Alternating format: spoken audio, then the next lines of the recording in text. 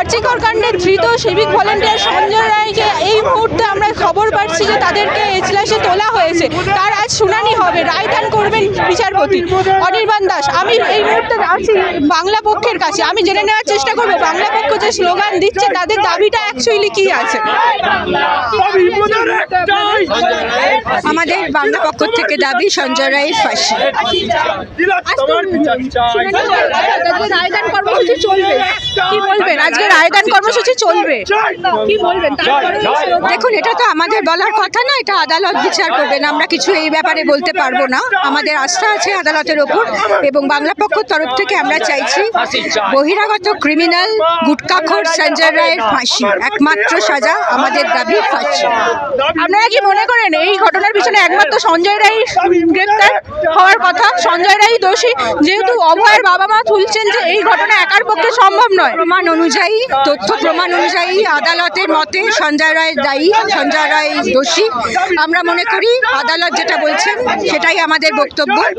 আমরা আর কিছু জানি না, কারণ আমরা আইনের পথে চলি এবং আমরা বিশ্বাস করি সঞ্জয় রায় দোষী, সঞ্জয় রায়ের ফাঁসি। আপনারা শুনলেন, বাংলা পক্ষের একটাই দাবি সঞ্জয় রায়ের ফাঁসি চাই। ক্যামেরায় সঞ্জয় দলীয়ের সাথে সঞ্জনা সামন্তের রিপোর্ট, ক্রাইম প্রেস বেঙ্গল।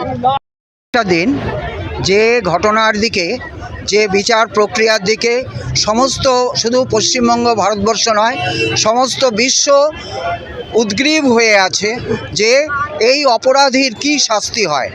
আমরা বিশ্বের আমি এবং বিশ্বে ভারতবর্ষের নাগরিকের পক্ষ থেকে, প্রতিবাদ মঞ্চের পক্ষ থেকে সঞ্জয় রায়ের একদম চরমতম শাস্তি চাই।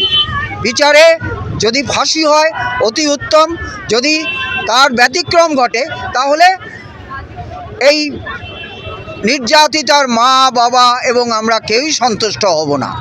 আজকে সেই বিচারের দিন, বিচার প্রক্রিয়া চলছে, অতএব আমরা উদ্গ্রীব হয়ে এখানে উপস্থিত হয়েছি যে আজকে যেন সঞ্জয় রায়ের কোনো পত্রপত্রিকা লিখছে সঞ্জয় রায়।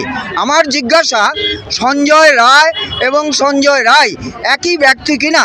তার যে চাকরি সিভিল ভলেন্টিয়ার হিসাবে পুলিশ ডিপার্টমেন্টে, তার যে চাকরিতে কি নাম আছে, সেই নামটাই এখানে কেসের ক্ষেত্রে ব্যবহার হচ্ছে কিনা?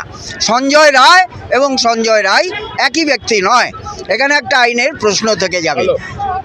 কাজেই আজকের যে বিচার প্রক্রিয়া চলছে, আমরা একদম চরমতম শাস্তি চাই। কারণ দীর্ঘ 168 দিন অতিক্রান্ত হয়ে গেছে।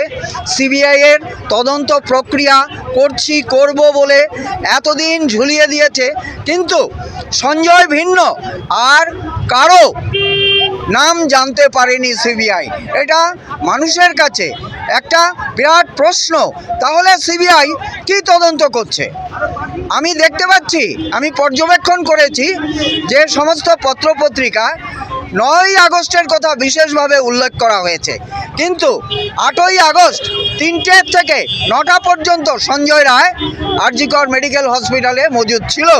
এটার ভিডিওগ্রাফি যেন সিবিআই বিশেষভাবে গুরুত্ব দেয়, এ কথা আমি বলতে চাই। এবং শুধু সঞ্জয় রায় নয়, সঞ্জয়, এই ঘটনাটা যে একজনের পক্ষে এত বড় অপরাধ করা সম্ভব এটা কেউই বিশ্বাস করেনি। পুলিশ বিভাগ বিশ্বাস করেনি, বিচার বিভাগ বিশ্বাস করেনি। তারা শুধু জনগণকে টোপ দিয়ে যাচ্ছে, জানিয়ে যাচ্ছে, কিন্তু এই ফেক নিউজে আমরা কেউ বিশ্বাসী নই। আমরা চাই এই ঘটনার সঙ্গে যত দোষী যুক্ত ছিল তাদের প্রত্যেকের নাম সঞ্জয় রায়কে বলতে হবে। একমাত্র সঞ্জয় রায় জানে ওই দিন, ওই রাত্রে কোথায় ঘটনা ঘটেছে এবং কিভাবে ঘটনাটা ঘটেছে। সঞ্জয় রায় তাকে যেন সেই সুযোগ দেওয়া হয় সমস্ত অন্যান্য ক্রিমিনালসদের নাম বলার জন্য। Thank you.